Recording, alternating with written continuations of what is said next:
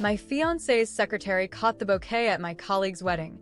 She knelt on one knee shyly in front of my fiancé and proposed to him. "Sheldon, will you marry me?" My usually aloof fiancé unexpectedly softened, his voice tender as he said yes. Then, with heartfelt affection, he slid the engagement ring that was supposed to be mine onto her finger. As everyone cheered, the secretary threw her arms around him and winked at me defiantly.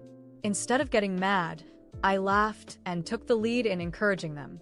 "The mood's perfect. Why not seal it with a kiss? Don't forget to set a wedding date so I can prepare my gift." As soon as the words fell, a chorus of excited shouts rose from the wedding guests. "Kiss! Kiss!" Hearing this, the smile on my Sheldon's face froze for a moment. After clearing his throat awkwardly, he quickly changed the subject. "Since it's Lisa's big day, winter, and I won't hog the spotlight. We can catch up later." Sheldon's fake smile faded as he pulled me aside, his expression turning cold. "Nora, don't go too far. Isn't it just the hot part of the wedding? Why are you being so sarcastic?" I almost laughed out loud at Sheldon's shamelessness. What kind of decent fiancé openly flirted with another woman right in front of his? Especially someone like Sheldon, the cold-faced CEO who wouldn't even crack a joke at work. Before I could respond, his secretary, Winter, spoke up first. "Nora, you've misunderstood Sheldon. I've always liked Sheldon, but I know someone as excellent as him is out of my league today. Sheldon was just being kind, helping me fulfill my little dream of confessing to him." Winter deliberately showed off the engagement ring on her finger as she spoke. "A week ago, I found an exquisite ring box in Sheldon's suit pocket. I knew the brand. It specialized in custom engagement rings." I was ecstatic as I held up the ring box, expecting a proposal from Sheldon after 8 years. Ironically, the ring didn't even fit my finger. No wonder Sheldon looked so flustered that day. He then explained, "The designer must have messed up your ring size. I'll have it adjusted later." I was so deeply in love with him that I took his word for everything. But now, seeing the ring fit perfectly on Winter's finger, like it was tailor-made for her, I wasn't a fool. How could I have missed it? When Sheldon slid the ring onto Winter's hand, everything became clear. I wasn't the one he intended to propose to. Noticing my gaze fixed on her hand, Winter immediately looked flustered and started to take off the ring. "I am so sorry, Nora. This ring must be yours, right? Sheldon only lent it to me just now to go along with my act. I'll return it to you now." I dropped my gaze and said coolly, "No need. You keep it. I can't stand using things others have touched." Hearing this, Sheldon's face turned sour. "Nora, what do you mean by that?" I lazily glanced at him and said flatly, "Exactly what it sounds like. Besides, wasn't that ring originally meant for Winter?" A flicker of panic crossed Sheldon's eyes. He quickly avoided my gaze and snapped, "Nora, stop making things up. I already told you the designer messed up the size. It was just a coincidence that the ring fit. Winter, if you're upset, I'll have another custom made for you. All right?" A chill ran down my spine. Sheldon took the meaning of an engagement ring so lightly, so casually, just like he treated our relationship now. Watching Sheldon go to such lengths to defend Winter, I suddenly felt tired. It all seemed so pointless. I waved him off dismissively and said with indifference, "There's no need for all this, Sheldon. Let's just call off the engagement." Sheldon was startled, blinking rapidly. After a long pause, he asked incredulously, "Nora, what did you just say?" I've always loved him dearly, and the thought of being apart from him terrified me. On the other hand, Sheldon would threaten me with breaking up every time he and I had a big fight over Winter. He had me by the throat, forcing me to yield repeatedly. But all I ever gained was a series of deep wounds. Winter abruptly grabbed my hand, putting on a show of being reasonable, and hastily advised, "Nora, don't be impulsive. Let's talk this over. You've been with Sheldon for 8 years. How could you possibly bear to give up on this relationship? Besides, Sheldon is already the vice president of the company. Now, if you fall out with him, aren't you worried it will affect your career in the future?" Hearing this, Sheldon stood up straight with a smug look on his face. He adjusted a suit cuff and looked at me reproachfully. "Winter is right. I've provided you with everything you need for all these years. What more could you possibly want? Nora, that's enough. Stop making a scene. There are so many people here. Aren't you embarrassed? If our colleagues notice, how am I supposed to face them at work? Sheldon put on an air of superiority, as if I owed my job to him. But he seemed to have forgotten that I had accompanied him to that cramped 10-square-meter basement where we were struggling to start our business. It was I who accompanied the client to drink until I got a bleeding ulcer. To help him get promoted and secure the project, I chose to stand by his side resolutely. When everyone else dismissed and looked down on him, a bitter smile twisted my lips as tears pricked at my eyes. After 8 years of devotion, what had I gained? Sheldon, if you feel ugly, I will go back now and not disgrace you here. Don't worry. There's no future between us anymore. Let's part amicably. Perhaps my tone was too flat. As Sheldon watched me force back my tears, a rare trace of panic crossed his face. Nora, I didn't mean to. Noticing that Sheldon was starting to warm up to me, Winter bit her lip in frustration. Her eyes instantly turned red, and she looked like she was about to cry. Nora, I'm so sorry. It's all my fault for being too selfish today and hurting your relationship with Sheldon. I'll go and explain everything to everyone right now. At worst, they'll laugh at me. As long as the two of you are fine, nothing else matters to me. Winter had an expression of enduring humiliation, as if she had made a great decision and pretended to walk into the crowd. Winter, don't go. Without thinking, Sheldon grabbed her hand. He turned to me, his eyes filled with impatience. Nora, why are you pushing Winter to this point? She's just starting her career. What if she is ostracized because of this? Sheldon's words made me feel sick. Looking at him, protecting Winter behind him like a treasure, it seemed like I was the one who broke up the couple. Someone behind us suddenly called out teasingly, Mr. Sheldon, you and Ms. Winter are the company's next golden couple. Drink a few more glasses today and share some of that luck with us lonely singles. Sheldon smiled unconsciously when he heard this. We'll be right there. Sheldon adjusted his emotions and responded loudly. He then wrapped his arm around Winter's slender waist, brushing past me as they walked straight towards the banquet, as if to him, I was merely an insignificant person. I knew that a lot of people in the company were shipping Sheldon and Winter as a couple. Yet Sheldon never stopped the rumors from spreading. He even enjoyed this ambiguous relationship with Winter. But once, when Sheldon gave me a ride to work and was seen by a coworker, my coworker gossiped, asking if Sheldon and I were dating. Sheldon swiftly deducted the colleague's salary for a month, warning him not to speak recklessly and disrupt the company's atmosphere.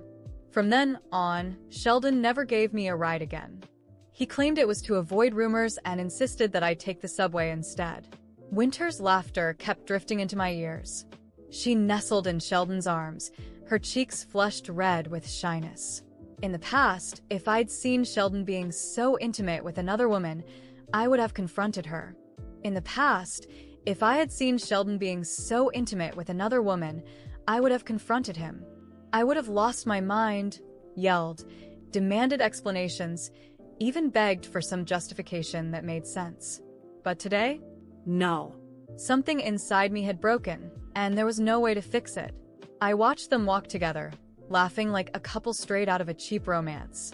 Winter's cheeks were flushed, and Sheldon looked comfortable, almost relaxed, by her side. A perfect scene, worthy of applause, or a bitter laugh. I took a deep breath and returned to the hall, but not to join the celebration or pretend everything was fine. I grabbed my purse and started walking toward the exit. Before I could reach the door, a colleague, clearly curious, stopped me. Nora, did you see Sheldon and Winter? They look so cute together, don't you think? Cute. The word echoed in my mind. Cute. As if I were just a spectator in this story, a passive observer of something that was, in reality, a slap in my face. I looked at her with a cynical smile and replied, "Cute is an interesting word. I'd call it pathetic." She blinked, confused, but I didn't wait for more questions. I left the hall without looking back. Outside, the night air was cold, but I felt like I could breathe for the first time in hours. I took out my phone, opened a ride app, and ordered a car. While I waited, I thought about everything that had happened over the past years. 8 years of sacrifices, veiled humiliations, and empty excuses. 8 years of believing we were building something together, only to discover that, in the end, I was just a stepping stone for Sheldon to reach his own glory. When the car arrived, I got in without saying a word to the driver. I just asked to be taken home. During the ride, my thoughts were a whirlwind. Part of me wanted to disappear, to run away to some place where no one knew my name or my story. But another part, a part one barely recognized, was furious. A cold, calculated anger was growing inside me. When I got home, I sat on the bed and opened my laptop. For months, I had been keeping evidence of how Sheldon conducted his business. Contracts, compromising emails, messages he thought no one would ever see. It wasn't something I had ever intended to use, but now everything felt different. He hadn't just betrayed me emotionally, he had treated me as disposable, as if my presence were nothing more than a convenience for him. I spent the next few hours organizing everything, every document, every message, every detail. I wasn't doing this to hurt him out of revenge, but to protect myself. He had already made it clear that he wouldn't hesitate to discard me if it served his interests. I couldn't let him walk away unscathed. The next morning, I went to the office as usual. Sheldon arrived a little later, accompanied by Winter, both of them radiant. I watched them from a distance, keeping my expression neutral. When he finally saw me, he hesitated for a moment, but then approached with that fake smile of his. "Nora, can we talk?" I knew he didn't actually want to talk. He wanted control. He wanted to silence me, to convince me that everything that had happened was a misunderstanding and that, somehow, I was the one overreacting. "Sure, Sheldon," I replied calmly, following him into his office. As soon as the door closed, he started. "Look, about yesterday, I know it was uncomfortable for you, but you have to understand it was just a joke. Winter doesn't mean anything to me." "A joke?" I interrupted, my voice cold as ice. "Sheldon, you proposed to another woman. You put a ring that was supposed to be mine on her finger. That's not a joke. It's an insult." He opened his mouth to respond, but I didn't give him a chance. "And furthermore, you're standing here defending Winter as if she's the victim. But who is it that helped you get to where you are? Who stood by your side when no one else believed in you? Who sacrificed years of their life, their career, their health, so you could succeed?" He was silent, but I continued. "Sheldon, you didn't just betray me. You disrespected me. And you know what? It's over. I don't want this anymore. I don't want you anymore." He tried to argue, but I had already made up my mind. That afternoon, I handed in my resignation letter. I didn't need him or the company anymore. I used the evidence I had collected to ensure he couldn't harm me in the future. I walked out of the office with my head held high, feeling a freedom I hadn't felt in years. Sheldon could carry on with Winter, but deep down, I knew he would never have what I had given him: loyalty, true love, and unwavering dedication. As I walked down the street for the first time in a long time, I smiled. I had wasted 8 years of my life with Sheldon, but I wouldn't waste another second. After leaving the office that day, the feeling of freedom was overwhelming. Every step I took away from Sheldon felt like shedding years of weight off my shoulders. But I knew starting over wouldn't be easy. I was beginning from scratch, with no job and none of the connections I had built in his company. The future was uncertain, but for the first time in a long while, I felt in control. That night, at home, I sat on the couch with a cup of tea and began listing my skills and experiences. I had learned so much during the years I spent by Sheldon's side: how to negotiate contracts, manage teams, and handle difficult clients. Though he would never admit it, much of his success came from my work behind the scenes. It was time to use all of that to my advantage. In the following days, I started applying for new positions, not at traditional companies, but at startups and small businesses that valued innovation and boldness, concepts Sheldon would never understand. I also reached out to former clients I had helped win over for Sheldon's company. Some were surprised to hear I no longer worked there, but many were eager to continue working with me, no matter where I landed. Within weeks, I was hired by a fast-growing tech startup.